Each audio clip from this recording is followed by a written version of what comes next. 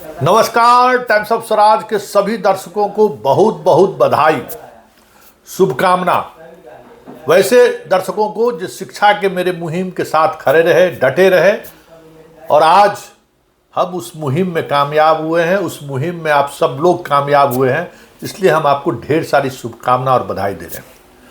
मित्रों देखिए, इस बीच कई तरह के झंझावट का सामना मुझे भी करना पड़ा, कई तरह की आलोचना भी सहनी पड़ी, कई तरह से आक्रामक हुआ मेरे ऊपर, लेकिन हम धैर्य के साथ चीज़ों को देखते रहे, समझते रहे, क्योंकि मेरा मानना है कि पत्रकारिता में अगर इस सूझ के साथ, पूरे कमिटमेंट के साथ खबर पर बने रहते हैं तो उस खबर पर एक्शन होता है, कार्रवाई होती है।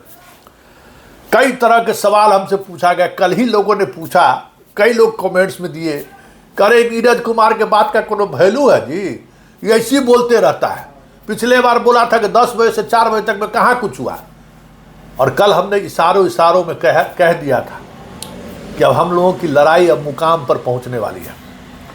और कल शाम की मुलाकात, कुछ खास मित्रों को पता है कि वो मुलाकात कहाँ हुई, किससे हुई, क्या बात हुई, ये पर्दे के पीछे ही रहने दीजिए। लेकिन कल की वो मुलाकात पूरी रात, वो कयामत की रात लाकर रख दी थी शिक्षा विभाग में, इसकी मुझे पल पल की जानकारी मिल रही थी। क्योंकि जिस तरीके से नियमावली एक खास लोगों को फायदा पहुंचाने के लिए लाया गया था, एक खास वर्ग को टारगेट करके उनको पटना लाने के लिए, शहर में लाने के लिए यह नियमावली लाया गया था, ये बातें पूरी तौर पर मुख्यमंत्री तक पहुंच गई और मुख्यमंत्री ये बात समझ गए कि देख ये क्या खेल हो रहा है।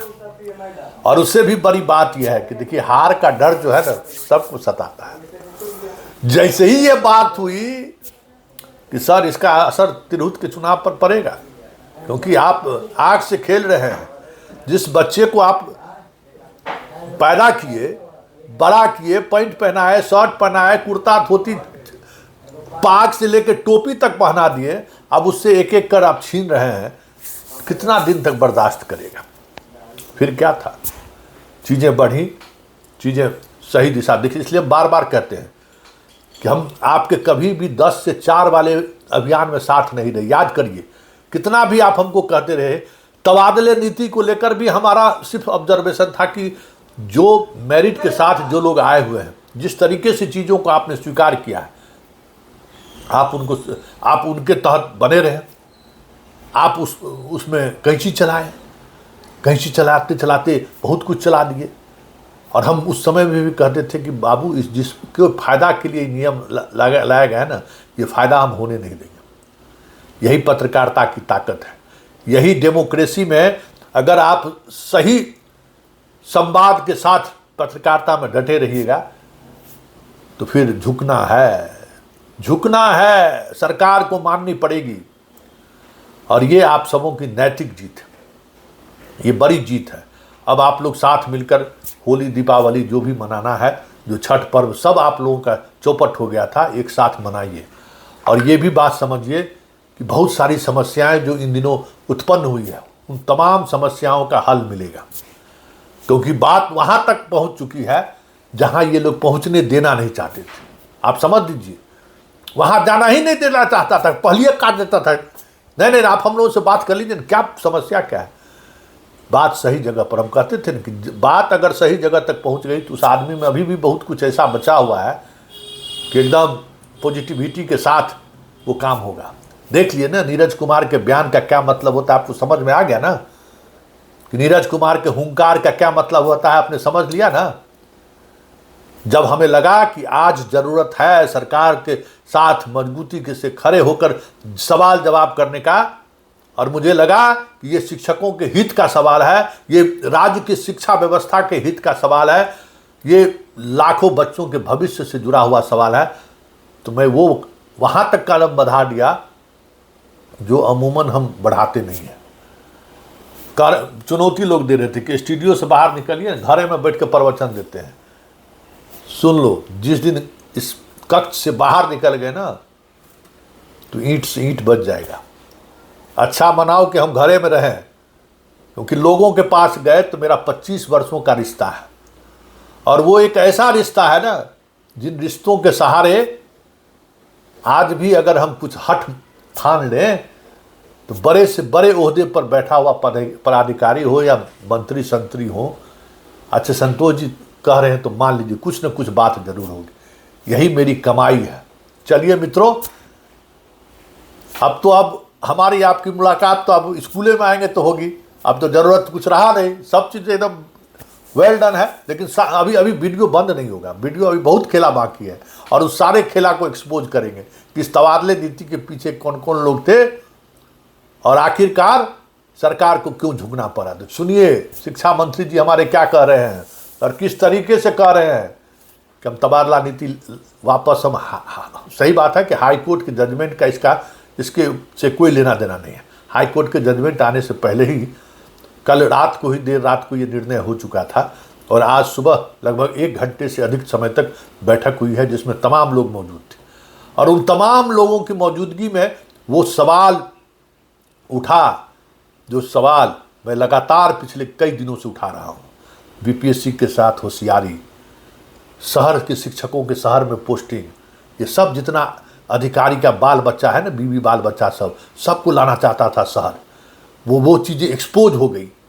भाई मुख्यमंत्री में अभी भी बहुत जान बाकी है। वो अगर समझ गए ना कि खेला क्या है तब तो बड़े बड़े को रंग ला देते हैं। चलिए बहुत बहुत धन्यवाद, शुक्रिया। चलिए जरा मंत्री की बात सुन लीजिए कि आखिर मंत्री ने कहा क्या है। प्रेस कॉन्फ्रेंस में आप सभी का स्वागत है। आप सभी को नमस्कार। देखिए, बहुत ये संक्षिप्त प्रेस कॉन्फ्रेंस हम लोगों ने बुलाया है। इसकी वजह है कि बहुत से शिक्षकों ने, शिक्षिकाओं ने और शिक्षक संगठनों ने जो हमारी ट्रांसफ़र नीति है, जो पॉलिसी हम लोगों ने लाया, काफ़ी सोच विचार के और उदार भी है, उसके संबंध में कुछ उनके मन में बातें थी, रिजर्वेशंस थे। तो उन पर सहानुभूतिपूर्वक विचार करते हुए माननीय मुख्यमंत्री जी से विचार विमर्श करके, पदाधिकारियों से विचार विमर्श करने के बाद, उनसे विचार विमर्श करके हम लोगों ने एक निर्णय लिया है कि जो ट्रांसफ़र नीति है, स्थानांतरण नीति है, उस पर हम लोग तत्काल स्थगित रखेंगे।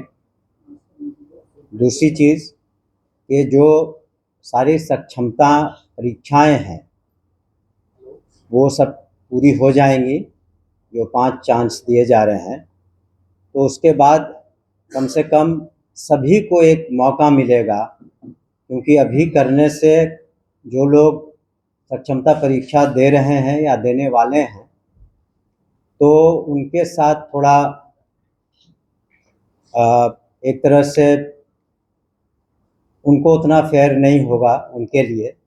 इसलिए हम लोगों ने सहानुभूतिपूर्वक सभी पहलुओं पर विचार करके सोचा है कि ये जो सक्षमताएं परीक्षाएं हो जाएंगी, और जो नीति है उसमें आवश्यकता अनुसार हम लोग कुछ बदलाव भी कर सकते हैं।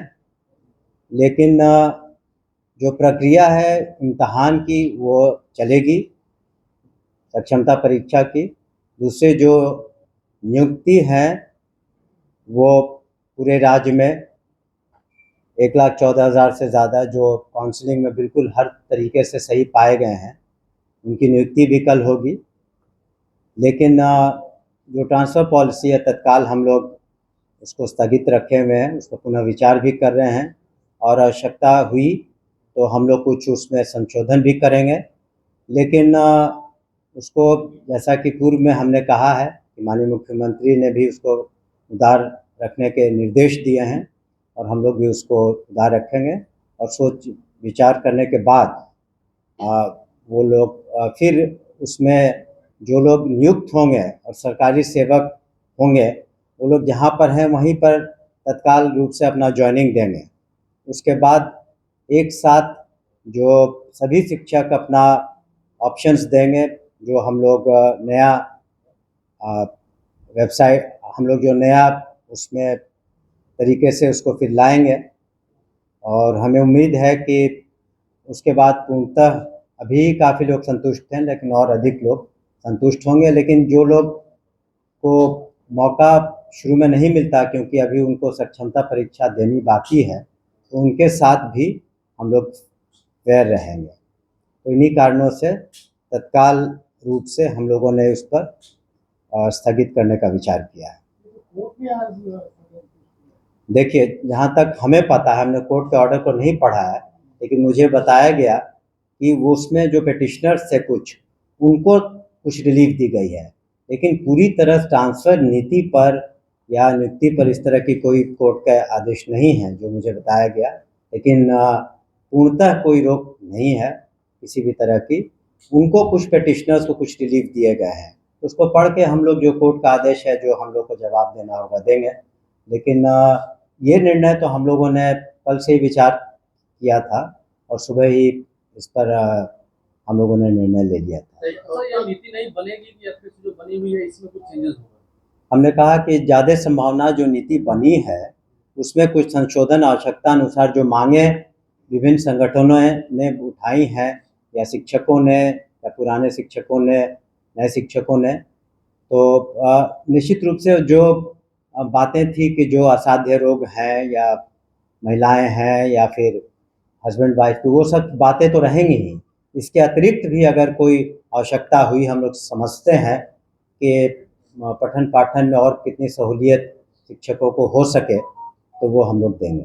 मंडल को लेकर के जो पुरुष शिक्षक थे वो कहीं नहीं नाराज थे, तो उस पर क्या? वही हमने कहा ना, इन्हीं सब लेकर के कुछ लोग मिले भी हमसे, पदाधिकारियों से भी मिले, तो हम लोगों ने, ऐसा तो नहीं है, हम लोगों ने तो जब इतना माननीय मुख्यमंत्री जी ने किया है शिक्षा विभाग के लिए, शिक्षकों के लिए इतनी नौकरियां दी जा रही हैं, तो उनकी बातों को भी हम लोग सुन रहे हैं, और इसीलिए हम लोगों ने एक कह सकते हैं कि टेम्पररी तरीके से उस पर स्थगन लगाया है, और उसमें जो आवश्यकता अनुसार हम लोग संशोधन भी करेंगे पूरी बातों को पढ़ करके, ताकि किसी तरह की कोई किसी को डिससैटिस्फैक्शन नहीं हो। 3-4 अनुमंडल छोड़ना पड़ रहा था। नहीं, तो वो इसीलिए वो सब व्यवहारिक कठिनाइयाँ जो हमने कहा कि कई जिलों में एक ही अनुमंडल है, तो कुछ व्यवहारिक कठिनाइयाँ हैं, उन सबको हम लोग दूर करेंगे। वो जब ये हमने शुरू में ही कहा कि जब पांचों सक्षमता जो उनको चांस दिया जाएगा उसका रिजल्ट आ जाता है, क्योंकि अगर कुछ को आप मौका देते हैं, जो लोग जैसे कि कल नियुक्तियां होंगी, तो कुछ तो शेष रह जाएंगे, तो उनका जो उनकी जो मांगे हैं हो सकता है कि वो उसमें ख़त्म हो जाए फर्स्ट स्लॉट के साथ। उनका कहना था कि बाकियों को भी मौका मिलना चाहिए उतना ही जितना पहली बार पास किए हैं, क्योंकि सभी तो एक ही तरह के सक्षमता टेस्ट पास कर रहे हैं, सभी नियोजित शिक्षक थे और अब विशिष्ट शिक्षक होंगे। तो एक सवाल है सर यहाँ पर कि यदि 5 बार सक्षमता परीक्षा हो जाती है, ऐसे शिक्षक नियोजित शिक्षक हैं वो फॉर्म नहीं भरते हैं, उनके साथ क्या कीजिए? देखिए, उसके लिए जिन लोगों ने इम्तहान दिया ही नहीं या देंगे नहीं, 2 तरह की बात है। जो जांच पड़ताल में जिनके सर्टिफिकेट्स वगैरह सही नहीं पाएंगे तो उसमें विधि सम्मत कार्रवाई होगी। दूसरा कि जो देते ही नहीं, तो उसके लिए अलग से कमेटी बनी है, जो बिल्कुल नहीं देते हैं तो उसमें अलग से हम लोग उसमें निर्णय लेंगे। सरकार जी ने पत्र मिलेगा, उनको सेवा निरंतरता का भी लाभ मिलेगा, इसमें वर्षों से कार्यरत हैं? जी नहीं, जो आप पहली बार, आप तो सरकारी सेवक हुए हैं ना, तो सरकारी सेवक तो आप जब से आपकी नियुक्ति होती है तब से आप होते हैं, और अब तो आप सरकारी सेवक होंगे, और उनसे भी हम अपेक्षा करेंगे कि पूरे लगन के साथ और बिल्कुल कर्तव्यनिष्ठा के साथ अपने कर्तव्यों का निर्वहन करेंगे। अभी तत्काल हम लोग जो कैलकुलेशंस हैं, हम लोग तत्काल 1,14,000 कुछ है। जिन नियोजित शिक्षकों ने परीक्षा नहीं दिया है, क्या उससे किसी तरह की कार्रवाई की जाएगी? नहीं, अभी तो उनके चांसेस भी खत्म नहीं हुए हैं, अभी और मौके तो बाकी हैं। मौके जब पूरे खत्म हो जाएंगे, उनका प्रश्न था आपके पत्रकार का, दूसरे पत्रकार बंधु का, कि अगर कोई नहीं देता है तब क्या होता है। तो उसके बारे में हम लोगों ने एक कमेटी बना ली है, उसके बारे में हम लोग अलग से निर्णय लेंगे।